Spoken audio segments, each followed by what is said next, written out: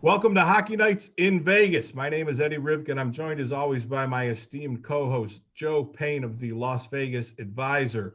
On tonight's episode, we're going to unpack and talk a little bit about the last two games of the Vegas Golden Knights against the Colorado Avalanche. Let's just get right to it. Let's start in Lake Tahoe. The Golden Knights missed the alarm clock. The sun melted the ice. There was 8 hours in between the first and second period. At least they got a little bit of sleep because there certainly were two different games. There was a little bit of a meltdown there. Yeah, Mother Nature gave us the first meltdown.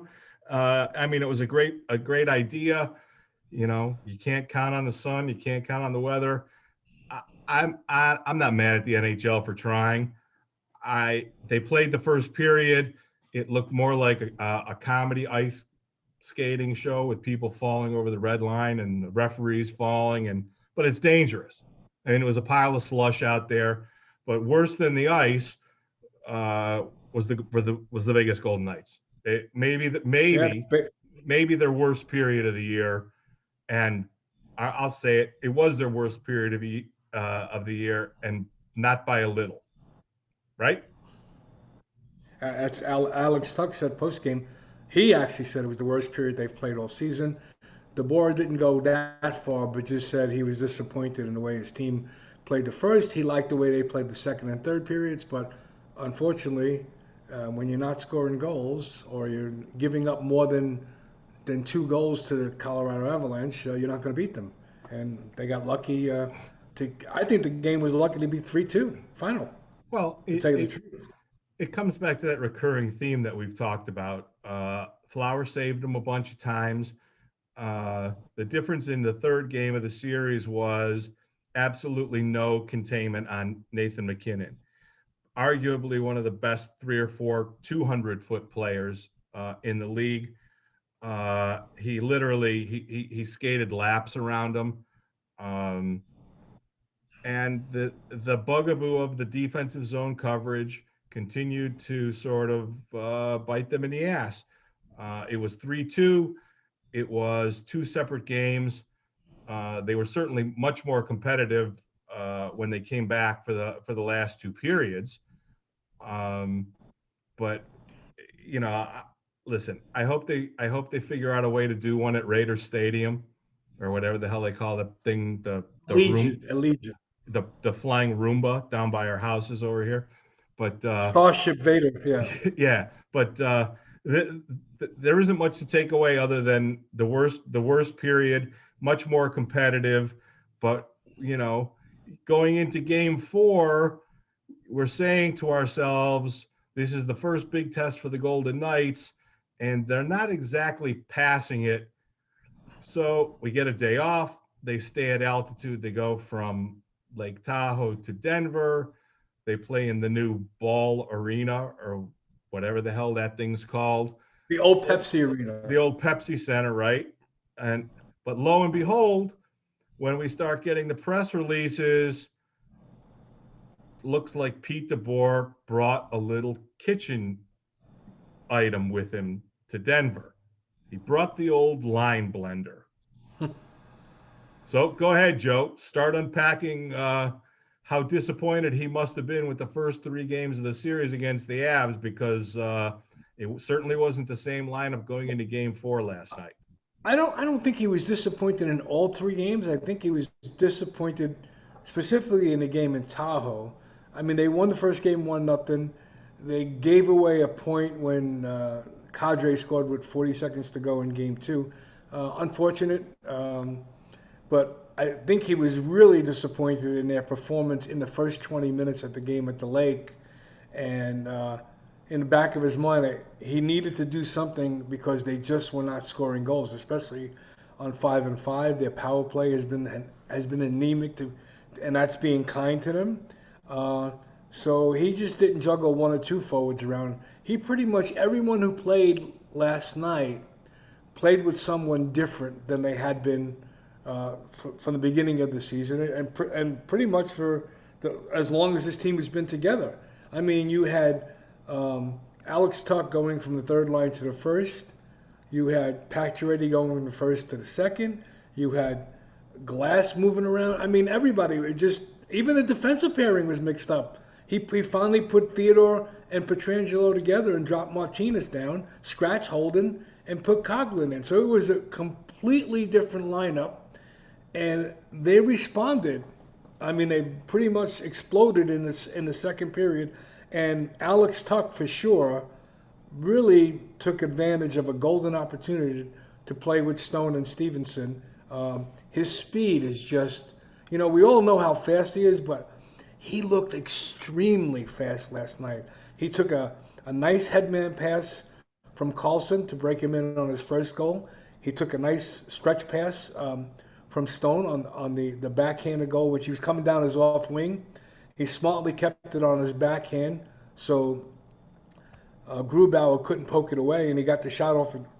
It took a fortuitous balance. It hit Grubauer's left pad, hit the defenseman's skate, and then win a net. But those are the kind of greasy goals that you're going to have to score, not only throughout the season, but especially in the playoffs. You got to go to the blue paint. You got to get in front, and you got to create, as I think DeBoer called it, create havoc in front of the net. And they did that yesterday, and they looked good yesterday. I mean, they scored a power play goal. They shut down McKinnon, and some are saying that it was Tuck's speed that was able to neutralize McKinnon. I don't know if that's the case. I don't think you can neutralize McKinnon.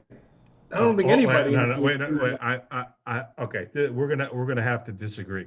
I think that he didn't like the compete overall in for the first three games, and then I think that the result of the blender, the first and most everything else evolved from McKinnon's not going to beat us.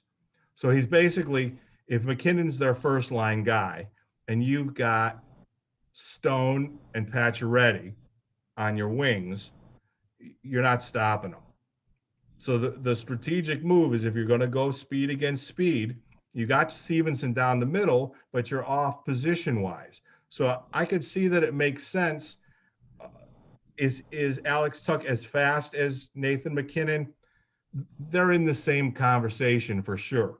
But it was absolutely a move by Pete Deboer to neutralize Nathan McKinnon and to make the Golden Knights first line compete on a sheer speed level. Because now you look at Chandler Stevenson and Alex Tuck, who are without question the fastest two guys on the Golden Knights lineup, against McKinnon's line, and we saw a fairly decided advantage. Not going into that stat stuff because that's not our thing. But I think that he realized that it's a situation that he's going to have to address, and just having Chandler Stevenson on the line. And the strange thing was that with Colorado having the last line change, he didn't really care that much. They didn't do anything to move McKinnon away from Tuck's line at all. No. And for a good part of the game, Tuck ate his lunch for him. McKinnon only had 3 shots in the game last night, none from the prime scoring areas. In the game in Tahoe, I'm pretty sure he had 9 shots and went 1-2. So this was a very conscientious move. Now, the shakedown as it goes further down the lineup, I mean, we'll see. There's still going to be some chemistry building, but I'm going to steal your point. That was not a message sent to the Colorado Avalanche. That was a message sent to his locker room. No, not at all. So this was absolutely shots fired, boys. I am not afraid to mix this up. And you know what? I think listen, it was the best game they played. You and I message each other sometimes during the game. I thought the first period was, maybe, even though it ended up scoreless, they carried the play to Colorado for a good solid 16 and a half minutes in that period. The second period, They blew them out. The third period, you're supposed to keep going, but you know what? They didn't really.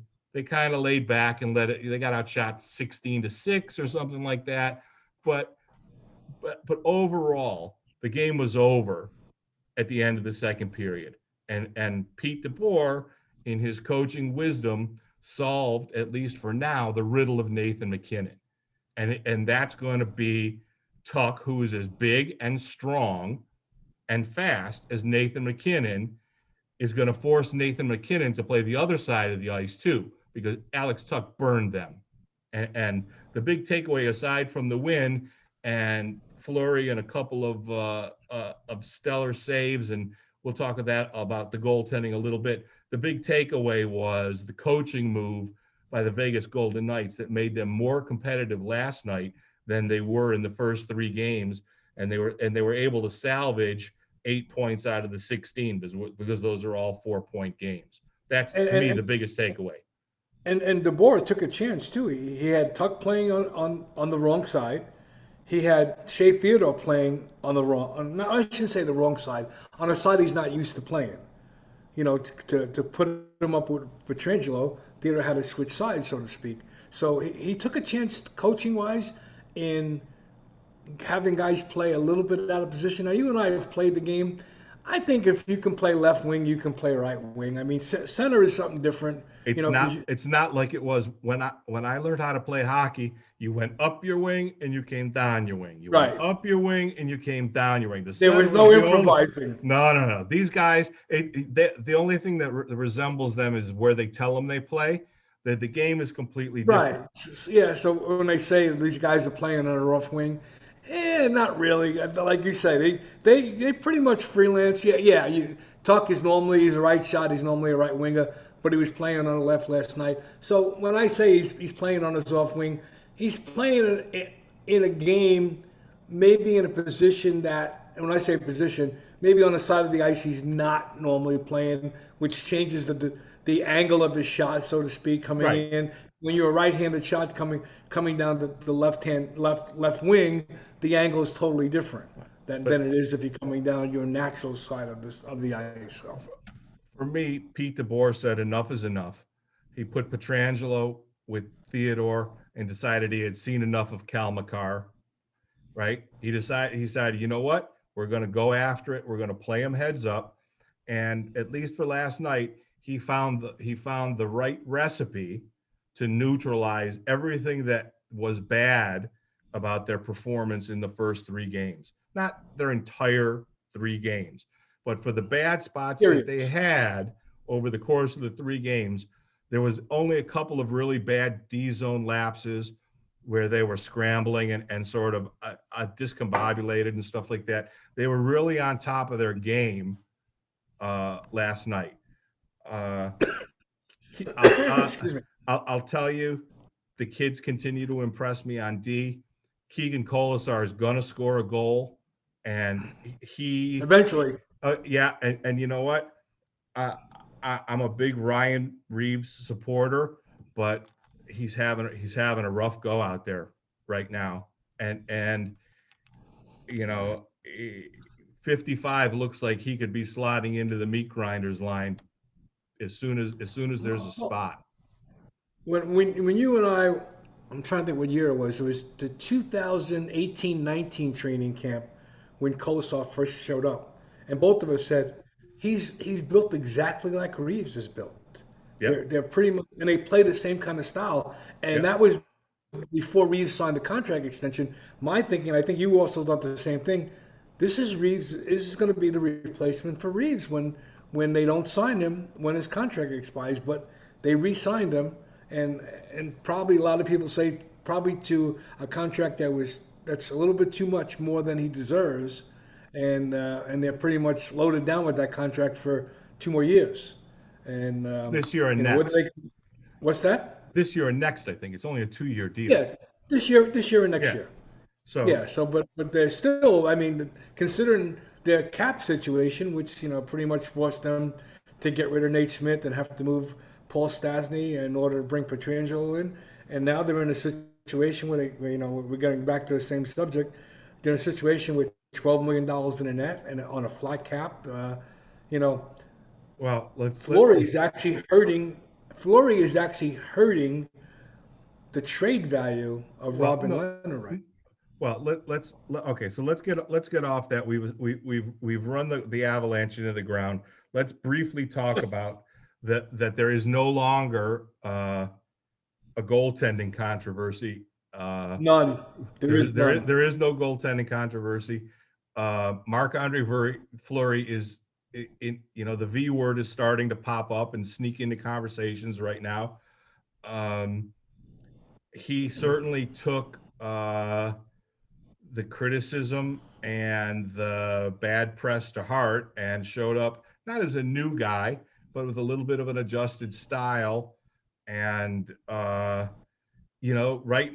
now, that $12 million in net is too much and unbearable, but they ain't trading them. That's for sure. No. And if it wasn't for him, their ass would not be in first place, because he's certainly picked off. Certainly, he's good for 3 of those wins. So the Avs are behind us, but what are we going to do now? Are we going to get an Oscar Dance sighting Friday night in San Jose or Sunday in Anaheim? Yeah, one of these games. I mean, they got to give. I mean, I understand they're riding a hot goaltender now, which Deboer is a big proponent of. But they got, Fleury's started, I think, 8 games in a row now. Too much. 7, I think. Too much. 7 or 8. Well, yeah. I don't think they're gonna. I think Fleury will play Thursday because he's got pretty much two full days off before he plays. But I think you might see Oscar Dance against Anaheim. That's it's probably a better spot to give Oscar some playing time. Now there is a rumor that I heard, and I tried to look it up before we went on air. I had heard that they returned Dance to the Henderson Silver Knights, but when I went to go look at it before we started recording, I couldn't find it. Did I dream this? I don't know. I don't think so, but I had heard that he's been returned, which pretty much clears the way for Panda to come back to the team. Well, listen, if they would have returned him, we would have got the press release, the Vegas Golden Knights announced roster move thing. We get it every time they move somebody, every time somebody farts in that office. They do anything, even if it's So if it's a low-level signing, we get notifications of that too. But I could have sworn I saw that. I think you're right. Thursday has the potential to be a bit of a powder keg game. So I think that I think that that's not the game for Dansk. I think you're right. I think this is the end of Fleury's streak. And then no, you don't take anybody for granted in the NHL. We've talked about that. Pete Deboer's talked about that a million times. But as far as if you had your choice to put your backup goalie in for the first time this season, you're putting him in against Anaheim. You're going to put him in against Anaheim, and you're certainly not going to put him in a game where fists could be flying in 5 minutes, because there's so we'll preview that game. It's a game that the Golden Knights should win. San Jose, their goaltending just still sucks. It's sucked for a couple of seasons, right? But there's the bad blood starting to come around. Evander Kane's got no business jumping Riley Smith. None. Zero. That's a straight up code violation, right? The goon doesn't go after the score. Yes, Evander Kane can score goals. This comment is for the guy on your Facebook page who thinks he's not a goon. He's a fucking goon that just scores goals. Well, okay. I called Evander Kane a thug. Okay, goon, thug, whatever. He wanted to chastise me because Evander Kane's not a thug because he scores goals. When Evander Kane cross-checks Pierre-Edouard Bellemare in the face and jumps Riley Smith, he's a thug. Okay. He's a thug. There's no doubt with Gay. He scores goals, but he's still a thug. So something's going to have to happen. Somebody, listen, you know what the code is, right? It's going to be, what line does DeBoer's start? And then what line does San Jose start? And if they're sitting there looking at each other, there's going to be a Muffin Man comment, and then it's going to hit the fan, because fighters don't get to jump non-fighters. That's the code. It's been the code. We might be talking a little bit above some of the people who watch this stuff, but there is, contrary to what you might think about fighting in the NHL, they fight at their weight division. The little guys only fight each other, right? The big guys, and if you think about it, what is there? 8 guys in the NHL that Revo might fight? 9, maybe. Maybe 9. The little guys, they can scrap a little, right? Kolasar give a good fight, but if Evander Kane's a heavyweight, Ryan Reeves is a heavyweight. We don't need to go into the background of those two gentlemen. I got a funny feeling for the first time, except for the last few minutes of last night's Colorado game, we might actually just see a good old-fashioned hatred-filled rivalry hockey game. We've been talking about it. We're like, these little series, they got to be emotional. And there hasn't been really any emotion, just little spits and spats and stuff like that. Thursday, I think the lid comes off, and we're going for it a little bit. You know who's going to fight for the Vegas Gold? Who's not going to fight, but is going to be challenged to fight on Thursday night is Jonathan Marchessault. Because he had those 2 big hits behind the net that pretty much on their D. Right, and the San Jose coach said he was disappointed in his team that they didn't respond to that. So he was sending a message to his team about the next time we face the Golden Knights, someone needs to tell Marchessault he needs to answer for those 2 hits behind the net, which you had thought initially that we spoke to that the league might have taken a look at, but they didn't. They never did. They didn't, and I stand by that they the first one, the second one was pretty brutal. It was a cross check, yeah. The cross check was pretty brutal, and the guy was in a pretty vulnerable spot. Last night, he hit the kid with a 2x4, a great slash in the back of his legs, just before he took an interference penalty against Pietrangelo. So listen, Marchie's chippy. If a guy in his weight class comes, he'll fight him. I don't have any doubt. And I think it's gonna happen. Yeah, I don't have any problem believing that at all. And you know what? It might be good for them to let off a little bit of steam. They're still going to be. But what I don't want to see, Eddie, is I don't want to see Evander Kane jumping Marchessault. Oh no. No. That's going to create a 1973 Philadelphia Flyers bench clearing brawl. No. If Evander Kane goes after Marchessault, Ryan Reeves is going to get suspended for 10 games. Because he's gonna go on a killing spree. He's gonna lose it. He's gonna lose it. If Evander Kane goes outside of his weight class again, there's gonna be a killing spree. There's no other way to put it. It's not. Listen, if you remember back when they first made the trade for Ryan Reeves, and everybody said, "What the hell are you doing, George McPhee? You're out of your mind." And George McPhee said, "Listen. He keeps the flies away from the honey." Yeah. Right? Well, guess what? We're going to find out that I think Thursday night that's getting ready to happen big time. There's no way Kane goes after Marchessault. It might be Logan Couture. It might be, somebody like that. But it will not be Evander Kane. Because if Evander Kane goes after Marchessault, I don't know who's the best Sharks player. The captain, probably, right? Well, Couture's a pretty good player. You can go after his Carlson. Carlson, yeah. If it's going to get into a tit for tat, then Erik Karlsson's going to go back on the DL for another 60 or 70 games. Because we didn't have fireworks on the Strip this New Year's Eve, but I have a feeling that this is a potential powder keg on Thursday night. Good. I'm glad for it. And I wrote today I wrote in today's article that I thought, because I talked about DeBoer ordering a milkshake on his team, I talked about how, in my opinion, and I don't know how you feel about this, but I've been watching hockey a long time, the NHL has become very vanilla. I mean, you see players now waiting for the face-off. They're chatting with each other. They're laughing. Fine. You have to. You have friends on other teams, but for that 60 minutes, nobody's your friend. You want to not only run over these guys, you want to run through these guys, and you don't see that happening too much anymore.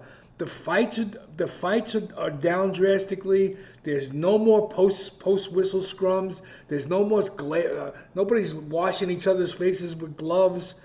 And so last night, between the Reeves move when the Colorado play was checking how strong Reeves' cup was, and Reeves wasn't having any of it, and pretty much gave him a rapid punch to the back of the head. And then, with 2 seconds left to go, Carrier picks up the puck in a 3-0 game. He knows that the game is over. He intentionally fires the puck on Grubauer after the whistle. He pretty much saying, hey, we had enough of your nonsense. This is not pond hockey anymore. We're playing for the Honda West Division lead, and we're making a statement. And so I think the Knights have pretty much have bonded together now, and I think they're going to take what frustrations they had from the Colorado series, where they probably got off to a great start, probably should have gotten probably 9 points out of the 4 games. That second game probably should have gone to overtime, and they're guaranteed to get 1 point, maybe 2. So they could have basically taken almost 12 points out of a possible 16. So I think when they get to San Jose, they might have a little bit of venting to do, so to speak, and they got the right team to vent against. That's for sure. Yeah, this is one of those makeup games for, I don't remember whose COVID problem. Doesn't really matter. But Oh, it was the Vegas Golden problem. They were supposed to play San Jose and Arizona. Right. Oh yeah. So this is a drop in that for us older folks who remember the Broad Street Bullies and line brawls and Bob Probert versus Ty Domi and stuff like that. Well, listen, it's almost like in The Godfather when they say, every 10 years they got to go to the mattresses to clear the air. Listen, they got a split. They deserved maybe a little bit better than the split. I think last night was certainly more important for the Golden Knights than it was for the Avalanche. They needed to see that this team is not better than them, that if they play the way that they're supposed to play, I'm disappointed that they're not going to see each other for another month. I don't have the schedule in front of me, but it sure would be cool if they played another 4 back, because game five certainly would start out pretty feisty. I'm pretty sure. But they're doing a little road tripping.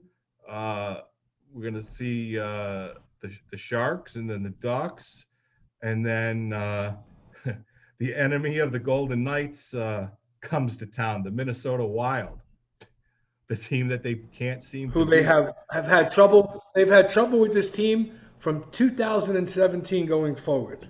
Right. The team that's easiest to fall asleep on watching on TV is the Minnesota Wild. But hey, it doesn't matter, because we're going to wrap this thing up, because you're going to go to Hawaii and work on your tan and drink margaritas. So maybe you'll take your laptop with you, and we'll do a little podcasting with you on the beach, and I'll put like a sunny background behind us and stuff like that, and we'll come back to you again. I don't know. Let's see. We have Thursday and Saturday, so maybe we'll do one Sunday before you leave for Hawaii. Subscribe there, down there. Please hit that subscribe button right there. Hit that subscribe button. I can see it right there. Boom. We're getting close, folks. We're like somewhere around 90, but we're going to keep pumping out content and talking smack and hoping for the occasional fight. But if you like us, give us a subscribe, share it with your friends. We're just a couple of old school hockey guys talking about the Golden Knights, and we're absolutely sure that when we ask a question that the players aren't going to get angry with us. So you can always count on us when we get called on in the press conferences that we're going to ask good, solid questions. Which is hardly ever. And we're going Which is hardly ever. Well, it's age discrimination. But when we get called on, you can believe that we at least know what we're talking about, and that the players are going to respect the questions that we have. And I ain't naming names, and I'm ending this episode with that gentle swipe at somebody. So thank you all for this. We're done. We're out of here. We'll probably see you Sunday before Joe breaks out the Hawaiian Tropic. If I go, I'm not sure I'm going yet. Yeah, right. All right, guys. Thank you very much. Have a great night. We're out of here. Good night, everybody.